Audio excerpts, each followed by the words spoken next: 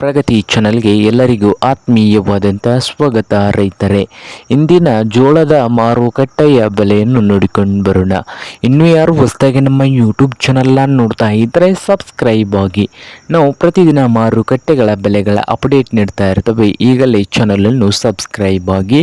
ಇಂದಿನ ಜೋಳದ ಮಾರುಕಟ್ಟೆ ಬಂದು ವಿಜಯಪುರದಲ್ಲಿ 1 ಕ್ವಿಂಟಲ್ಗೆ 3,000 ರೂಪಾಯಿವರೆಗೆ ಗರಿಷ್ಠ ಬೆಲೆ ನಡೀತಾ ಇದೆ. 1 ಕ್ವಿಂಟಲ್ಗೆ 3,000 ರೂಪಾಯಿವರೆಗೆ ಜೋಳದ ರೇಟು ಇದೆ ನೋಡಿ ವಿಜಯಪುರ ಮಾರುಕಟ್ಟೆಯಲ್ಲಿ. ಹಾಗೆ ಹುಬ್ಳಿ ಮಾರ್ಕೆಟ್ನಲ್ಲಿ ನೋಡೋದಾದರೆ 3,000ದಿಂದ 3,300, 3,000 ರೂಪಾಯಿದಿಂದ 3,300 ರೂಪಾಯಿವರೆಗೆ ಹುಬ್ಬಳ್ಳಿ ಮಾರುಕಟ್ಟೆಯಲ್ಲಿ 1 ಕ್ವಿಂಟಲ್ ಜೋಳದ ರೇಟು ಇದೆ. ಹಾಗೆ ರಾಯಚೂರು ಮಾರ್ಕೆಟ್ನಲ್ಲಿ 3,000ದಿಂದ 3,600 ರೂಪಾಯಿವರೆಗೆ 1 ಕ್ವಿಂಟಲ್ ಜೋಳದ ರೇಟು ರಾಯಚೂರು ಮಾರುಕಟ್ಟೆಯಲ್ಲಿ ಇದೆ ನೋಡಿ ರೈತರೇ.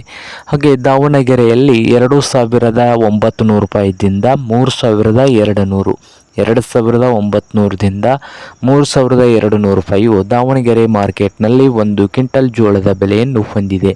ಇದು ಇಂದಿನ ಜೋಳದ ಮಾರ್ಕೆಟ್ನ ಬೆಲೆ ಆಗಿದೆ.